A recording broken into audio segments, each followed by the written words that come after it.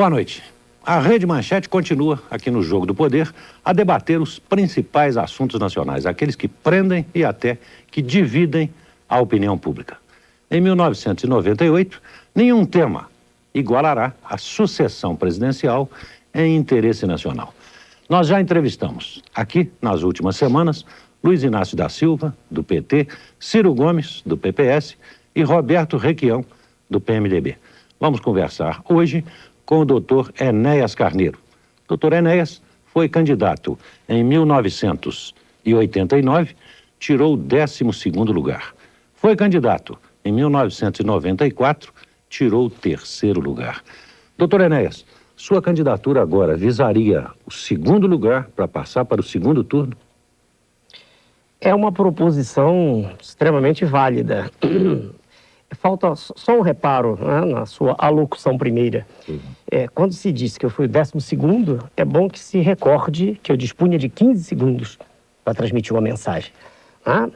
Quando se diz que eu fui o 3º, também é bom se lembrar que eu dispunha de 1 minuto e que os adversários todos, quer dizer, aqueles que estavam na lead, dispunham no mínimo de 6. Estou falando daqueles que chegaram na minha frente. E de 3 que ficaram atrás. Os governadores de São Paulo, ex-governadores, né, de São Paulo, do Rio de Janeiro e de Santa Catarina. Só um reparo. Isso nos leva, doutor Enéas, a uma outra questão. Parece que desta vez estão querendo garfar o tempo todo da televisão do senhor. A nova lei eleitoral não lhe daria nem 1 segundo na televisão? Aí existe, e como o senhor é advogado, conhece bem a expressão, existe uma antinomia jurídica no corpo da lei, né? Se o senhor observar a lei, dentro do mesmo artigo existe um parágrafo que afirma que tem direito a usar o tempo de televisão e rádio aquele partido que tiver candidato e representação. Sim. E logo a seguir, esse é o parágrafo 2º. Já o parágrafo 3º diz que não, que vale a representação eleita em 94. Ora, uma coisa exclui a outra. Sim. São mutuamente exclusivos. E, na verdade, essa dúvida vai ser dirimida pelo Tribunal Superior Eleitoral agora em fevereiro ou março. O PRONAS já entrou com recurso? Não, nós entramos com uma consulta. Mas Suas Excelências, os ministros, houveram por bem decidir por ocasião da resolução, que sairá em fevereiro ou março. E nós estamos, claro, esperando, é melhor, mais tranquilo. Doutor Enéas, não sendo um político tradicional, que motivos o levam a disputar pela 3ª vez a presidência da República? Os mesmos que me fizeram entrar no processo em 89, e o senhor se recorda disso certamente. Qualquer cidadão, qualquer homem ou mulher, né? Qualquer indivíduo que nasceu na nossa terra, sente um sentimento misto, né? Com diversas nuances, das quais a mais forte é a indignação, diante do quadro, né, de desrespeito ao cidadão, à pessoa humana. Quadro esse que tem sido a tônica dos governos brasileiros, governos que estão à frente do Estado, né? Que ainda existe, graças a Deus, ainda existe o Estado. Por enquanto. Estão querendo destruí-lo, mas o Estado soberano ainda existe. Então, o que me levou a entrar no processo em 89, o sentimento maior é esse, indignação, né? Quer dizer, eu não aguento mais. Eu sou médico, sou professor de medicina, vivo bem, graças a Deus, não dependo desse processo para sobreviver. Não quero pertencer ao sistema que aí está, senão já pertenceria, e nisso não vai nenhum demérito a nenhum deputado, a ninguém. Pelo contrário, existem muitos altamente distintos. Eu, inclusive, tenho comigo um homem cuja presença honra-nos muito no PRONAS, que é o doutor De Velasco. Não é essa a questão. E há muitos outros.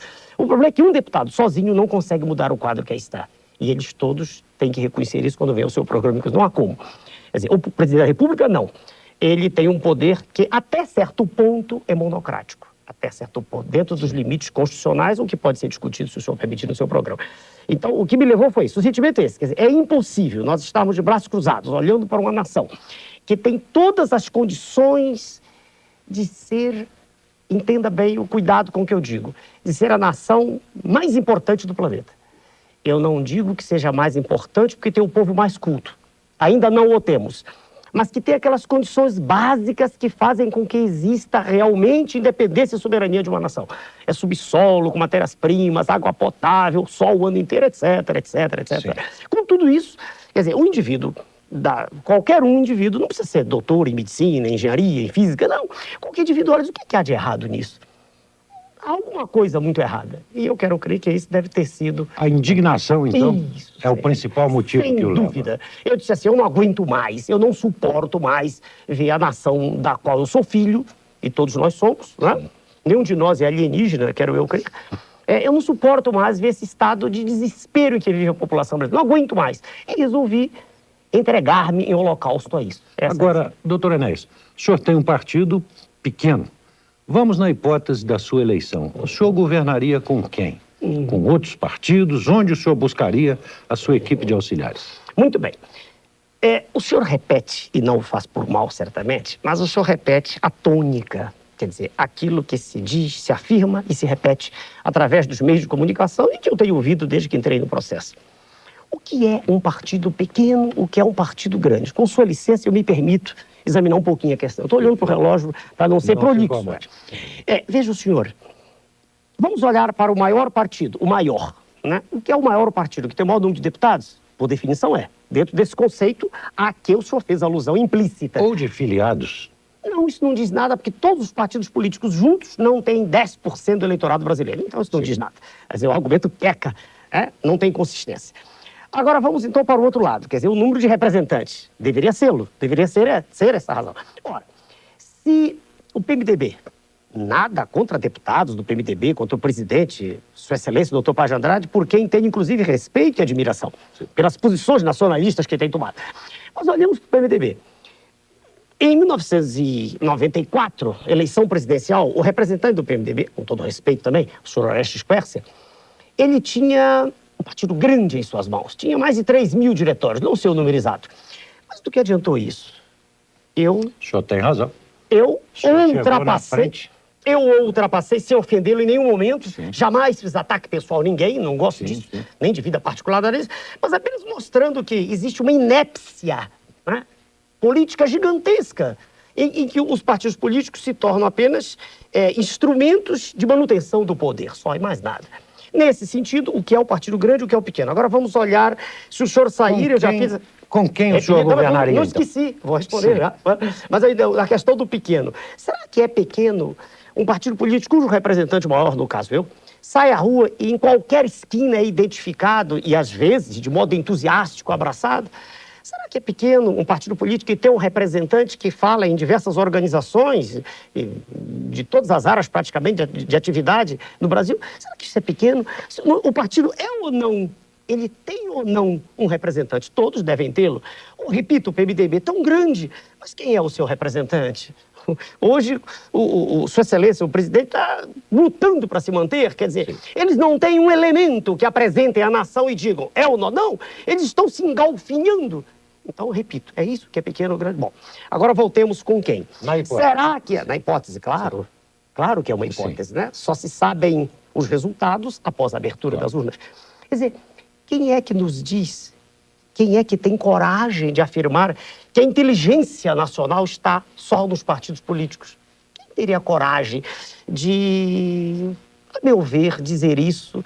Estaria sem dúvida, a meu ver, cometendo uma veleidade, proterva, porque há indivíduos de altíssimo gabarito intelectual que jamais entraram em qualquer partido. Fora dos partidos. Sem dúvida. Quer dizer, a inteligência não tem que estar nos partidos, pode estar neles e fora. E outra questão, em estando no poder, isso o senhor também é testemunha da história no nosso país, em todos os países do mundo, em estando no poder é naturalíssimo que todos, ou quase todos, deles se aproximem. É a natural admiração pelo poder. Não haverá problema. Nenhum. Agora, doutor Enéas, o senhor colocou como um dos motivos principais da sua candidatura a indignação. De 89, né? Uma trajetória de lá para cá. De agora também? Não, a indignação é maior. É maior. Bem maior. A indignação vem procedendo. Então eu pergunto ao senhor. As pesquisas indicam o presidente Fernando Henrique Cardoso na frente, em todas elas. Quer dizer, o povo então não está indignado? Não, o povo não sabe o que se passa. Vamos bem devagar, e não tem culpa disso. É rara a existência de um programa como esse seu, em que, num tempo de exposição extremamente razoável, as verdades podem ser ditas, como eu espero, poderão ser ditas aqui. Mas vejamos, a nossa população não sabe que o que aí está, que é chamado Plano Real, é uma farsa. A população não sabe que está toda ela sentada num barril de pólvora, prestes a explodir. A população não sabe que a inflação está contida, como uma água numa represa. A população não sabe que, mesmo assim, está havendo também um aumento pequenino, progressivo de preços. A população não sabe que o Brasil não tem como pagar as contas gigantescas dos déficits das transações comerciais, etc. A população não sabe, porque o que se apresenta nas imagens coloridas da televisão é um mundo diferente do mundo real. Mas a população está com a cesta básica estável, está comendo frango, está até com dentadura. Um excelente argumento. Se nós pensássemos na aquisição desses bens fundamentais, quer dizer, da sobrevivência, eu seria obrigado a concordar com o senhor que, na verdade, o indivíduo hoje, como ele não tem aquele desespero da moeda se esvair na sua mão, ele diz assim, não, eu consigo comer.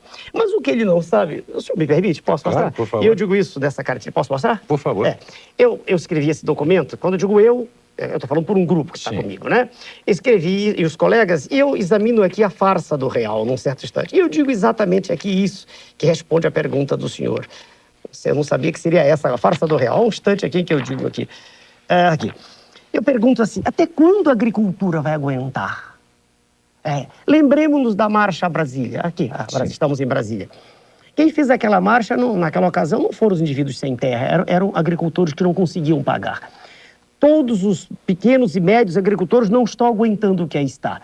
Não estão aguentando as taxas de juros, são as maiores do planeta, não estão aguentando pagar os empréstimos, não estão aguentando concorrer com os preços dos produtos agrícolas importados que estão sendo importados a tarifas baixíssimas. Então eu pergunto, até onde as diversas classes trabalhadoras vão suportar perdas salariais? Que já naquela época, na passagem da URV, né, para o real já foi em torno de 30%. Até que nível vão fazer descer a atividade industrial? Há pouco tempo, disse o presidente da Associação Brasileira de Máquinas, estamos todos nos transformando em revendedores. Sim, para sobreviver tem que revender.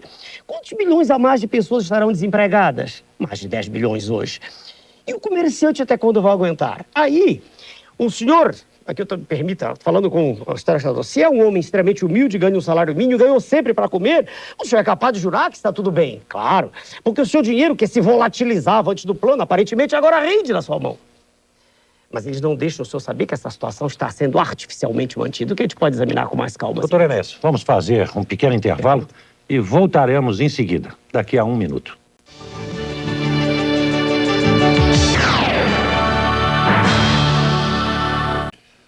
Voltamos aqui no Jogo do Poder a debater com o doutor Enéas Carneiro, um dos candidatos à presidência da República em outubro deste ano.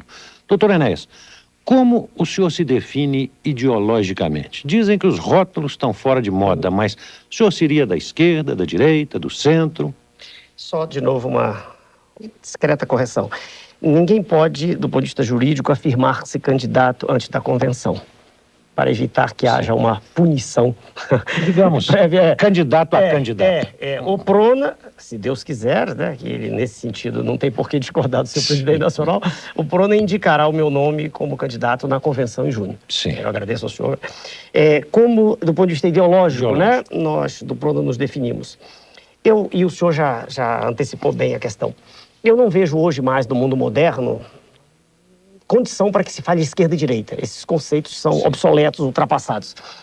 O que eu vejo hoje é um processo mundial que está sendo alcunhado de globalização, né? Um processo de destruição do Estado Nacional. E vejo um grupo pequeno, né, preocupado, muito preocupado com isso, que defende ainda, que é chamado de conjunto de trogloditas, indivíduos da paleolítica, etc., né, que defende o Estado Nacional soberano. Então, eu estou desse lado, do lado menor, do lado daqueles que acreditam que é possível, mesmo nessa economia que está, vivendo um quadro completamente artificial, uma moeda que circula no planeta que não representa a riqueza real, como qualquer pessoa que estuda o assunto com profundidade é obrigada a reconhecer. Sim. Então, nesse contexto todo, em que com essa moeda, que na verdade não representa a riqueza real, que é emitida ao bel prazer, né, de suas excelências, os dirigentes, né, dos bancos nos Estados Unidos da América do Norte. Sim.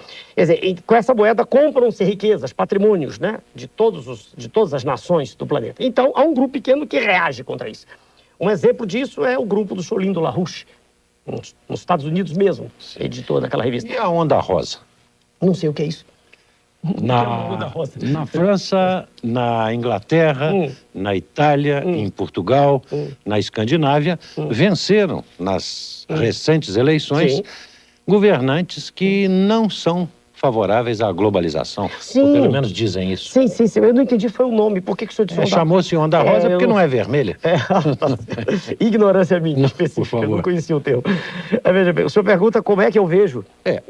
Veja bem. O mundo está mudando, Exato. até nesse aspecto. Na medida em que aqui e acolá levantam-se vozes contra isso, então eu pertenço a esse grupo de vozes. Com cuidado.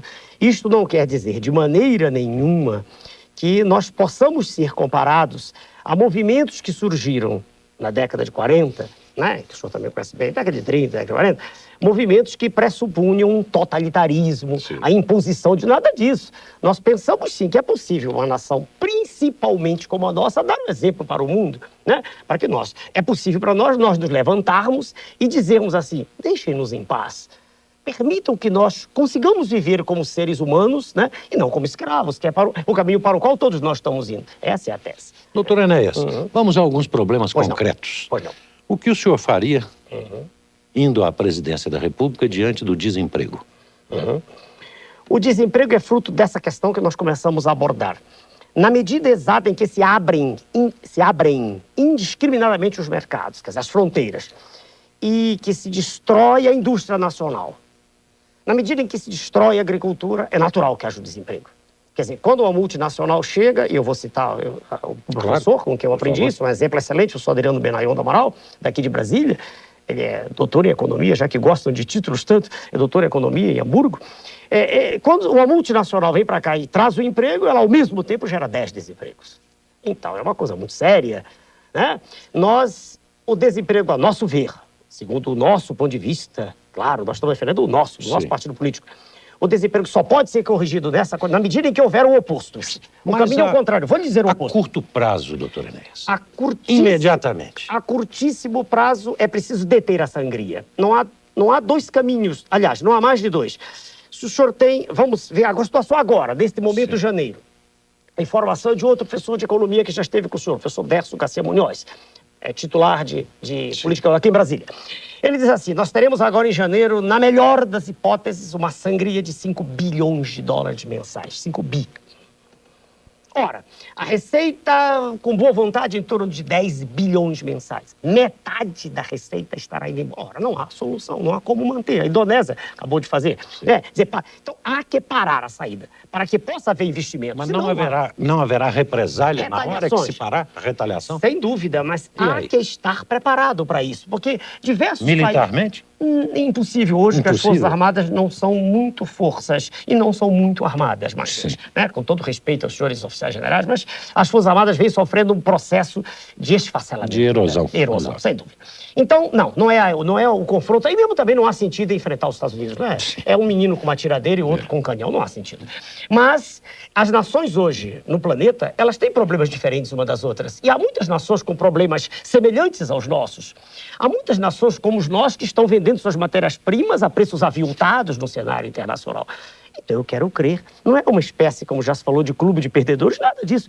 É apenas uma questão de um país com as dimensões continentais do nosso levantar-se e dizer, vamos conversar.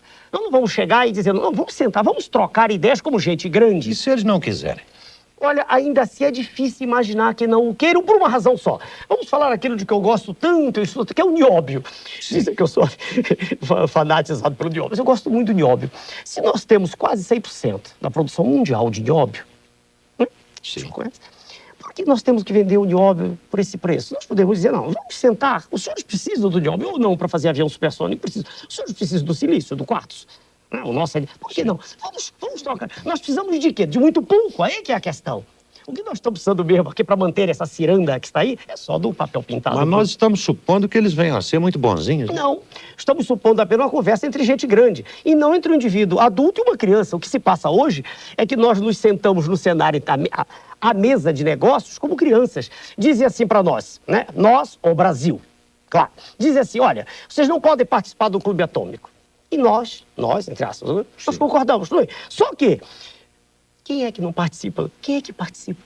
São eles? Exato. Então, ou seja, nós temos que ter bomba atômica, não é para jogar bomba atômica em ninguém. Isso é um aval. O senhor iria até rever os acordos nucleares? Com certeza absoluta. Vamos dizer para a tela. Com certeza. Não é só isso, vamos rever as privatizações todas. E não precisa fazer muito esforço para ver da absoluta falta de decoro com que todas elas foram realizadas. E aqui, perdoe-me, deixe-me terminar, por favor. Sim. Veja o senhor, aqui o senador Amir Lando fez um trabalho extraordinário, eu tive o prazer de conhecê-lo pessoalmente, antes eu o conheci através do trabalho, em que não escapa nenhuma delas. Tudo que foi feito foi quase um assalto, feito às claras. Nós recompraríamos, Sem então, dúvida, da maneira como elas foram adquiridas. a preço de banana?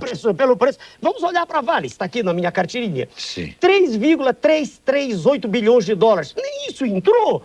Isso tudo é uma farsa altamente aplaudida. Ora, com esse dinheiro aqui, primeiro que isso não entrou, foram títulos, por que não trocar por títulos de novo, claro? E por que não mostrar que isso foi feito contra a nação, que foi cometido um crime de lesa pátria, isso sim?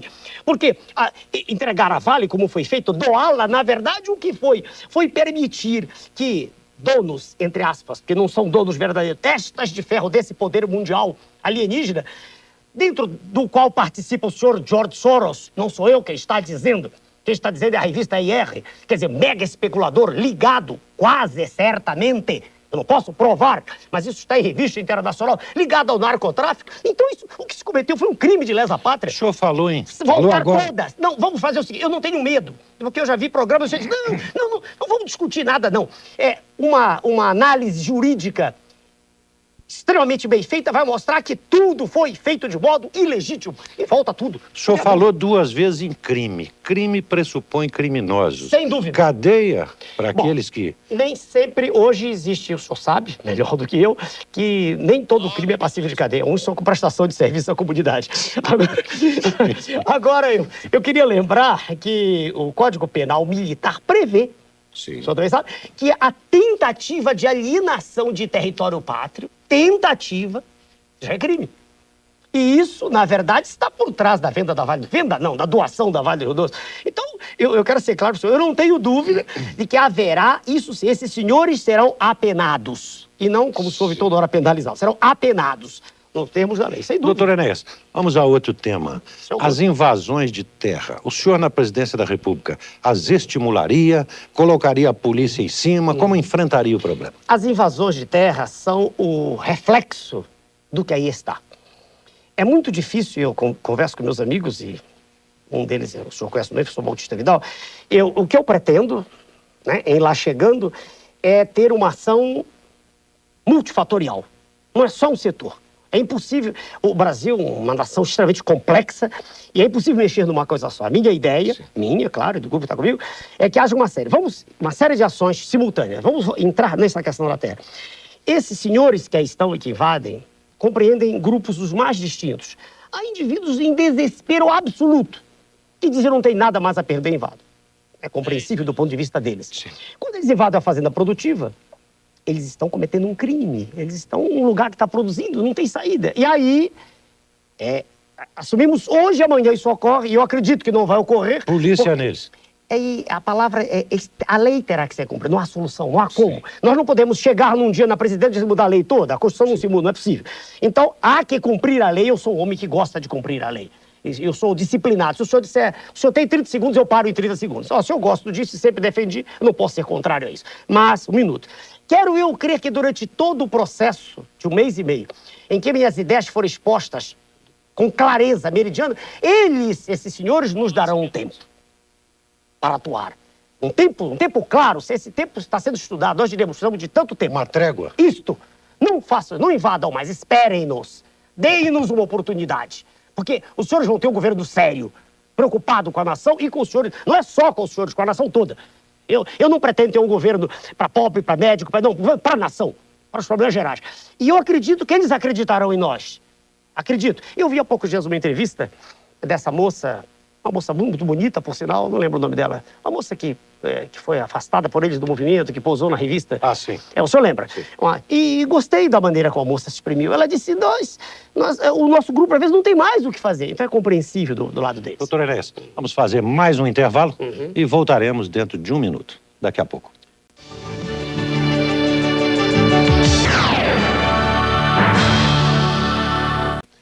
Voltamos a conversar aqui no Jogo do Poder com o doutor Enéas Carneiro, candidato à presidência da República. Doutor Enéas, estamos examinando Desemprego. algumas das grandes questões nacionais, desemprego, agricultura. Agora eu pergunto ao senhor, muitos direitos sociais têm sido suprimidos nessa onda de globalização. Eleito, o senhor faria retornar esses direitos sociais? Veja, eu digo ao senhor que eu gosto de que se cumpra a lei. E quando a lei é ruim, que ela seja modificada. Modifique-se. Exato, exatamente. Então, há que examinar caso por caso, cada um desses. Porque tudo aquilo que representar uma atitude iníqua tem que ser corrigido. É assim que eu vejo. A quebra do monopólio do petróleo, do gás canalizado. Pelo amor de Deus. Não, eu até entendo que o senhor queira perguntar, mas as razões de ser para que exista o monopólio são razões de ordem estratégica. Não haveria nada para o bem da nação que justificasse a quebra do monopólio. Isso, eu pensei que o senhor ia falar de outra coisa, porque essa, para mim, ela é tão meridiana. É natural que o senhor pergunte. O monopólio, isso foi objeto de tanta discussão, até da Escola Superior de Guerra, em debates. O monopólio estatal Sim. é a condição única para que nós possamos ter o que resta ainda. Que só Mas a nos resta... maioria do Congresso aceitou quebrar esse monopólio. É verdade. Presume-se que o Congresso Mas a lei das represente a patentes nação. também. Presume-se, e a frase presume-se o ser pronome passivador, é presumido. Sim. Né? Na verdade, suas excelências, os congressistas, eles, mercê de razões que eu não conheço, né? Algumas são apenas de especulação, suas excelências, os congressistas, têm se curvado. Né? E isso incomoda, né? Incomoda muito, né? Qualquer brasileiro. Tem se curvado e aí passa a lei das patentes, né? Patenteando a vida, e passa a quebra do monopólio e tantas outras coisas. No reverso da medalha, doutor Enéas, o senhor acha que o Congresso tem poderes demais? Não, eu vejo a coisa de outra forma. Eu já disse isso há poucos dias e, como sempre, fui extremamente mal interpretado. Eu digo assim, existe um comando, queira-se ou não, deseje-se ou não, É o Executivo. goste-se ou não, a figura do presidente da República é a figura mais importante da nação. Haja vista o que está ocorrendo com Sua Excelência o presidente Clinton, onde a sua vida particular está sendo varrida, né? Como se isso tivesse ligação direta com as atitudes que ele toma a favor da nação. Eu não vejo relação nenhuma. Eu não me meto da vida particular de ninguém, nem quero que se metam na minha. Sim. A vida particular, a do senhor, a minha, é problema do indivíduo, como ele vive. Agora, se o presidente da República é, em qualquer nação do mundo, uma espécie de...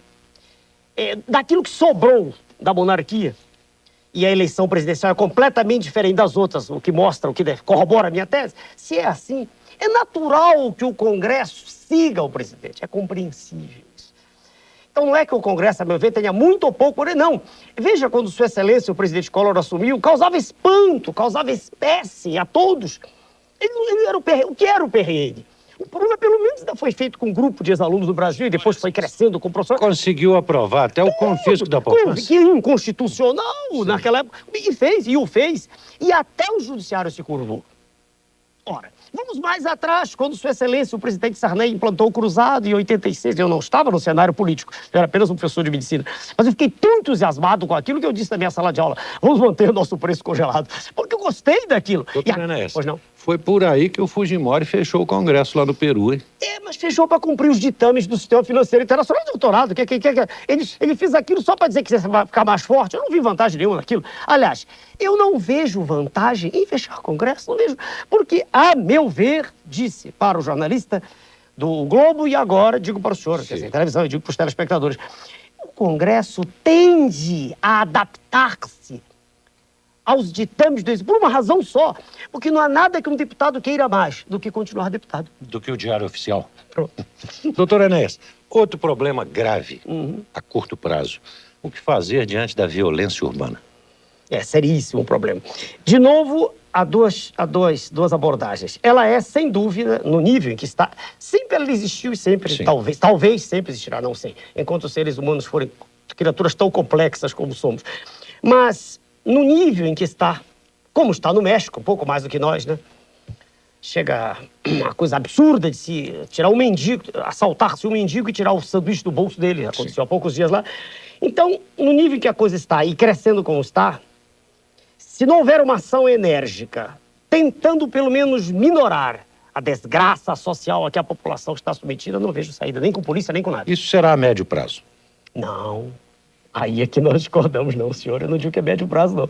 Na hora em que a sangria for detida, nós teremos recursos e muito grandes. E o senhor quer ver? Tem um professor que eu conheci há poucos dias, passei a admirá-lo tanto, o professor Marco Sintra. Estou citando Sim. aqui porque conheci, fiquei impressionado com a... Eu já conheci o trabalho. Na medida em que nós nos lembramos que a cada unidade monetária arrecadada existe uma sonegada, Sim. se não gosto nem dessa palavra reforma, que não há nada do que esteja sendo feito aí chamado reforma que reforme alguma coisa. Mas, na medida em que se estabeleça uma modificação nas regras do sistema tributário e que se consiga uma receita maior, que se detenha a sangria, mesmo ainda trabalhando com a moeda falsa, mesmo trabalhando com o papel pintado, nós teremos condição de, a curtíssimo prazo, resolver problemas tremendos que aí estão. O que fazer, doutor Com o menino Enéas? de rua, por exemplo. Eu já ia passar para outro Pois tema. não. Mas o que fazer, por exemplo, com esses juros estratosféricos e com o capital motel, o capital especulativo, entra e sai. que chega de tarde, passa a noite e vai embora de manhã? Bom, quanto aos juros, não vejo saída. Podemos encontrar um eufemismo, uma palavra bonita, para não dizer moratória, encontrar um termo qualquer dentro do léxico, né, que é muito rico. Mas não há saída, não há como continuar pagando. Ponto. Não há saída. Não há. É aquela situação do sujeito que está morrendo e diz, se eu continuar pagando, eu morro. Não há solução, não há mais. Quais são as soluções que eles apontam aí fora, quando a coisa está apertando? Retire-se mais dinheiro da população. Isso é um crime. Não há mais como fazer isso. Não há mais. A não ser que se tirem os dentes de ouro das pessoas, não tem mais saída. Mas diminuindo os juros, o capital deixa de entrar no Que Brasil. adianta, eu pergunto para o senhor. Vamos olhar, eu lhe disse no início da conversa, eu estou com o balanço do Banco Central, Sim. recentíssimo, 15 de janeiro. Se nós estamos com cerca de 34, em números redondos, bilhões de déficit das transações correntes, isso mostra que o real quer estar uma farsa, que não adianta esse dinheiro vir, não adianta nada. Eu sei que o que eu estou dizendo é extremamente duro de dizer, mas há que parar. Há que dizer, não pagamos. Vamos arrumar, não estamos nem dizendo que não devemos, isso é outra coisa. Vamos arrumar a nossa casa, porque senão os senhores não vão receber nem juros, nem mais nada. Olha, só o Estado de São Paulo não tem a menor condição de continuar. Se pagasse esses juros da nação, não tinha a menor condição mais de continuar sobrevivendo. Está inadimplente. Totalmente inadimplente.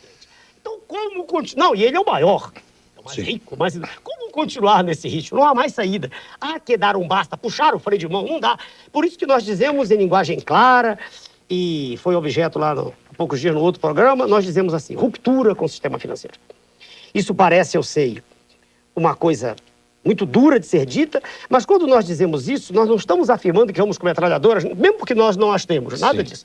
Nós dizemos que é preciso sentar à mesa e dizer, não temos mais com que pagar. Não há solução mais. Não é possível continuar assim. Voltamos àquela velha Sem história. dúvida, E se chegou- eles disserem, tem que pagar ou então vendam as suas riquezas? E é o que nós devemos...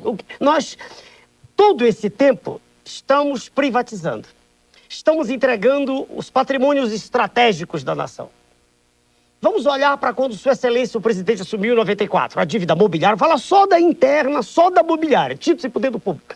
A dívida era de 50 bilhões de dólares. Hoje, 200. Números 200 redondos. Eu bilhões. desprezo a fração que não tem importância. o senhor acredita que a Não, Petro... só um instantinho, só para terminar. Sim. Ora, eu vou usar o seu argumento. O senhor disse, não, mas vendam os seus patrimônios, mas nós estamos vendendo todos, não há mais nada. E não adiantou nada, a dívida quadruplicou. Meu argumento não, isso foi ironia. Sei. Pois não. Eu estou dizendo, o senhor, como jornalista, me interpelou. Sim. O senhor me interpelou assim. Sim. Então vamos vender, mas isso vem sendo feito. E veja o senhor telespectador, para eles, né? A experiência está mostrando que tudo que está sendo dito aí é mentira. Mentira deslavada, cínica, insustentável. Se era 50, devagar. E dizem que eu falo muito depressa. Se a dívida mobiliária era 50 bilhões em 94, e ela hoje é de 200 bilhões, no mínimo, do que adiantou vender as estatais? Então esse não é o caminho. Se esse não é o caminho, só há outro. Qual é o outro? É dizer, não dá para continuar assim, vamos parar. E aí, o senhor dirá, Vamos haverá... esperar que eles aceitem.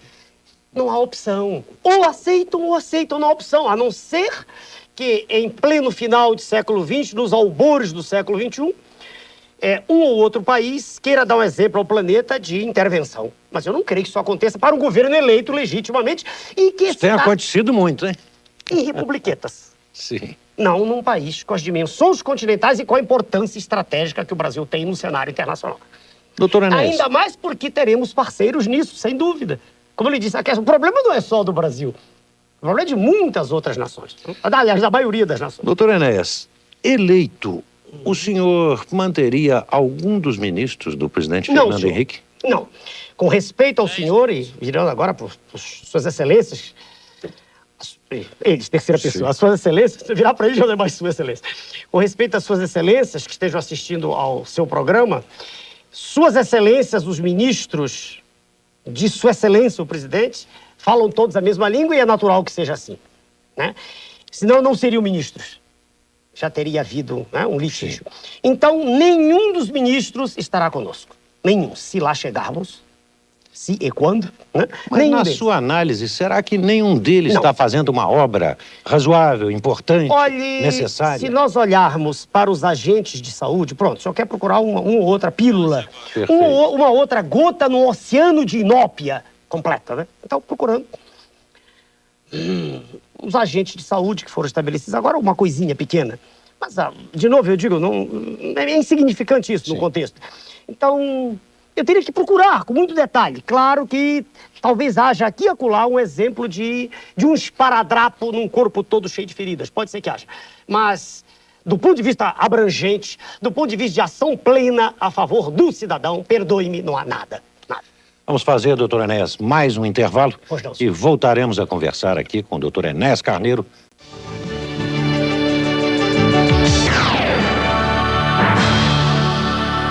Voltamos a conversar aqui no Jogo do Poder com o doutor Enéas Carneiro. Doutor Enéas, vamos para algumas questões de caráter pessoal.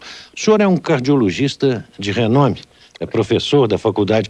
Como é que foi a sua infância? O senhor veio da classe média, veio da classe trabalhadora. Como o senhor chegou a essa situação de professor universitário? A origem é extremamente humilde, né? Meu pai era barbeiro. Sim. E faleceu, eu tinha 8 para 9 anos de idade, então de 9 anos.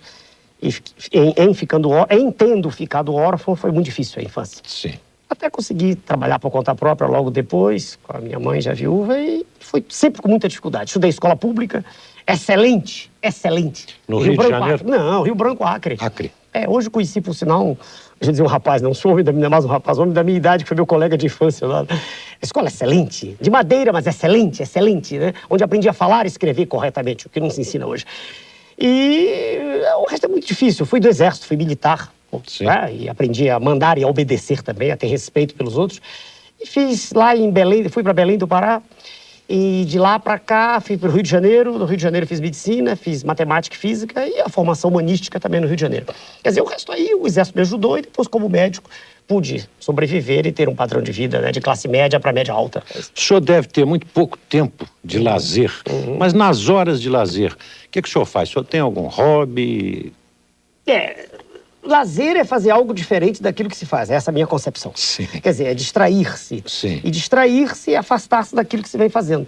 Eu gosto de ler, sabe? Ler. Sim. É minha diversão predileta, sempre foi. Depois desse processo O que o senhor está lendo agora? Hoje, por coincidência, estou lendo o livro do professor Marcos Sintra, já de posto único. Isso aí não é lazer, isso é trabalho. Mas é extremamente, veja o senhor, não há nada, a meu ver, que dê mais prazer, para mim mesmo, é minha opinião, do que o ato de saber. Quando eu aprendo algo, eu estou melhor do que antes de ter aprendido aquilo.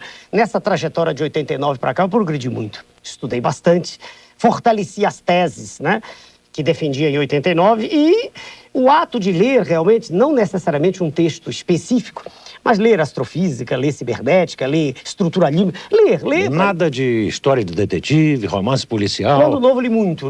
Li Agatha Christie, li os clássicos todos, li Edgar Allan Poe, li Edgar Wallace, li todos, na época. Mas isso há 40 anos atrás. Eu estou com 59, se eu achar. 59. 59.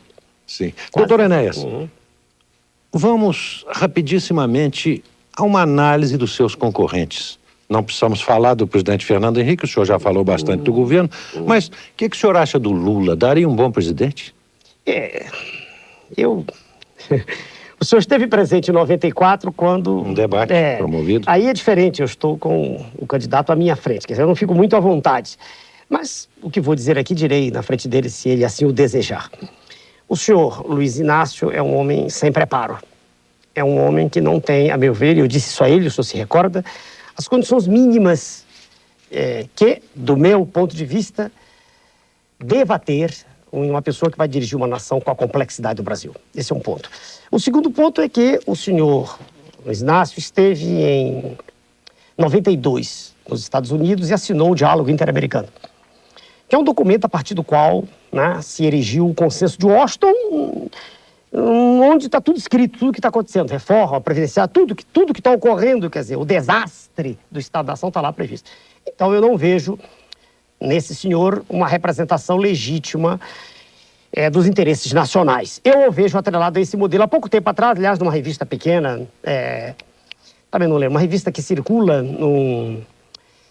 Meu Deus, eu lembro antes de terminar o programa. Aliás, sim, o nome da moça, esqueci ainda agora, Débora, da moça aqui, do Movimento dos Sem Terra, de cuja alocução gostei muito. Mas voltando ao senhor Luiz Inácio, como líder sindical, sim, excelente, lutou pela classe.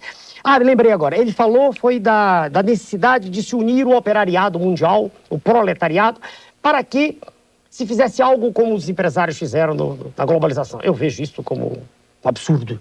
Inexequível. Inexequível, a meu ver. E seria voltar à Internacional Socialista, né? E com relação, doutor Enéas, ao Ciro Gomes? Esse senhor esteve como ministro, né, do senhor Itamar Franco. E, a meu ver, suas teses são as mesmas do modelo que aí está. Quer dizer, neoliberal, entreguista. Ele mesmo, certa feita, já falou que mantém as privatizações, então não vejo como possa haver uma mudança, um giro de 180 graus no plano de Gauss. Não vejo como. Roberto Requião. O senhor Requião tem uma postura de nacionalista, defende as teses, não vejo nele a convicção e a contundência que gostaria de ver, mas ele me parece um excelente candidato a governador. Eu nunca estive com ele pessoalmente. Para o Paraná, para o Paraná, um excelente candidato, e ele, inclusive, não é conhecido da população ainda, quer dizer, não teve talvez nem tempo ainda de se apresentar. E o que vi nele foi isso. Aliás, eu ouvi no seu programa. E não vi a contundência que eu acredito deva ter o presidente nesse momento agora. Sim. Porque nós estamos precisando de uma coisa extremamente forte. Nós estamos precisando de uma palavra de comando. Um professor que eu esqueci de citar, que trabalha no nosso partido, que é conselheiro da Escola Superior de Guerra, o professor Marcos Coimbra, ele diz: há necessidade de um estado de emergência econômica. É preciso ter coragem para tomar posição, senão nós vamos caminhar para o abismo. E o ex-presidente José Sarney? Sua Excelência, o presidente, e citei ainda agora, teve um dos momentos mais belos da história do país na sua mão, né? Na sua mão dele, né? Sim. Um dos momentos mais belos. Sua Excelência tinha tudo para endireitar o Brasil naquele momento. Ele tinha o povo todo do seu lado, o que é difícil ter. Sim. Tinha, é o que eu pretendo ter. Ele tinha as forças armadas, tinha a classe política. Até os economistas ortodoxos, o senhor se recorda, curvaram-se naquela ocasião. Meu Deus, ele venceu a inércia inflacionária, era só prosseguir. Então eu fico triste de ver que naquela ocasião passou o bonde da história na porta de Sua Excelência. Falta ainda um candidato a candidato, o Itamar Franco. Sua Excelência, o presidente Itamar, foi o gestor do Plano Real através de Sua Excelência, o presidente Fernando Henrique. De modo que é difícil imaginar que Sua Excelência, o presidente Itamar, apesar de ter tomado posições nacionalistas, uma ou outra, é difícil imaginar que ele tenha o pulso para virar isso. Né? Porque o que nós temos que fazer é virar a mesa, não de cabeça para baixo. Cabeça para baixo ela está. Temos que virá-la e colocá-la sobre as pernas. Né? Então, não tem nada contra o presidente Itamar, nada, a não ser isso. Inclusive, ele sempre defendeu posições desse gênero, mas deixou que fosse privatizada a Uzi Minas também, né? Também. Então, doutor Enéas, o judiciário está precisando de uma ampla reforma? Justiça hoje é só para quem tem dinheiro? O problema é muito complexo. Se o senhor permitisse, eu preferia que isso fosse... Porque essa análise é longa. Por favor. Não, ela é longa, ela não é breve. Eu queria, se o senhor permitisse, fazer um comentário só sobre uma questão que eu estou sentindo o tempo passando, que não foi... Pode ser? Primeira coisa que eu não respondo. Não, a questão que o senhor abordou é seriíssima. Né? Mas quando se fala no judiciário, tem que olhar para as pequenas causas, tem que olhar para a Procuradoria Militar, tem que olhar para muita coisa. São tantos aspectos... Mas, por favor, a palavra é sua. Não, eu só queria fazer menção para uma questão que raras vezes é abordada, e é de uma pessoa por quem eu tenho muita admiração, né? O professor Bautista Vidal, que o senhor conhece, sim, e que levantou uma tese há pouco tempo atrás, tese que eu estudei, né? Através dos seus livros, e que defendo, como se fosse minha já hoje, que é a tese da independência energética do Brasil. É uma tese sobre a qual há muito pouca discussão, ou por ignorância específica ou por má fé. Veja, nós vivemos hoje, nós não só o Brasil, mas o planeta vive na dependência da energia retirada de material fóssil, os hidrocarbonetos. Em linguagem mais simples, o petróleo. Sim. E o petróleo está no fim. O petróleo está acabando. Se dura mais 2 décadas ou 3 décadas, é irrelevante. Ele vai acabar. E para onde é que a alternativa? Exatamente. Para onde é que a população do planeta vai se voltar? A energia nuclear, ela é tão perigosa que ela resolve a curto prazo. Ninguém vai fechar usinas que estejam funcionando. Haja vista a França funcionando com 70%, de 60%, 80% de energia nuclear. Não vão investir mais nisso. Exatamente. Que não se destrua tudo. Eu não penso assim, eu não sou destruidor. Mas que é perigoso, muito perigoso imaginar-se que aí possa estar a solução a longo prazo. Bem. Então, o que nos resta? Resta energia solar. A energia solar de que maneira? Utilizada através do material vegetal. Nós temos, a natureza nos deu uma bênção, né? Com a extensão continental que nós temos, nós recebemos sol em um dia que é equivalente, os dados são de estudiosos, a 120 mil usinas de Itaipu a todo vapor. Ora, com esse potencial energético extraordinário, é natural que nós nos voltemos para isso que temos e pensando que daqui pode sair a solução energética para o planeta como? Para a agricultura, então. Utilizando para a agricultura, para a alimentação, que é de lá que vem tudo, e também para utilizar os elementos alternativos, os óleos vegetais, utilizar o álcool, e projeto do qual o professor Bautista foi um dos precursores, ou precursor. Então, a independência energética do Brasil é algo que tem que ser considerado dentro de um projeto nacional. Eu não estou dizendo que seja só isso que deva ser feito, né, em nenhum momento, mas que é pedra fundamental, porque a longo prazo, a médio e longo, não há como ter independência se importarmos petróleo. É uma coisa que aqui eu queria fazer referência, homenagem. Doutor Enéas, nosso tempo está se esgotando e eu lhe faço, então, a última pergunta. O senhor acredita, o senhor tem confiança de que, desta vez, poderá ser eleito presidente da República? Eu dependo, senhor Carlos Chagas, de uma coisa só, de tempo. Se eu não estivesse falando aqui num programa que está indo ao ar tarde da noite, se estivéssemos falando às 8 horas da noite, para 50 milhões de pessoas, a eleição estaria encerrada. Porque é uma característica básica... Teríamos audiência, doutor Enéas? 8 da noite teríamos. Eu estou lhe dizendo o seguinte, eu falo para o telespectador, ou para o senhor, ou para os câmeras, eu digo sempre a mesma coisa. Não há alterações conceituais naquilo que é o cerne do meu pensamento. Eu digo a verdade. Se o senhor me perguntar o que me incomode muito, sim, eu lhe responderia a verdade. Sempre fui assim. Mesmo que isso implique um prejuízo brutal para mim mesmo. E a população percebe quando o que está sendo dito é a verdade. Ora, defendendo teses tão esdrúxulas como às vezes eu defendo, de apoio às Forças Armadas, de triplicar o efetivo, não tem nenhum medo que me alcunhem de qualquer coisa. Ora, a população vai percebendo que eu estou preocupado é com ela. Se eu estivesse preocupado comigo, eu já seria deputado federal. Tive quase 5 milhões de votos. Poderia estar há muito tempo aí no poder. Então, eu creio que dependo só de tempo. Então, se o senhor perguntar se eu creio que vou chegar, eu lhe respondi logo do início. A meta é chegar à segunda posição, porque eu tenho 1 minuto e 40, mas em lá chegando, no segundo turno, a eleição está encerrada, sem dúvida. Muito obrigado, doutor Enéas Carneiro, sua presença aqui no Jogo do Poder. Nós voltaremos no próximo domingo com o debate a respeito de outro grande tema, de outro grande assunto nacional. Boa noite.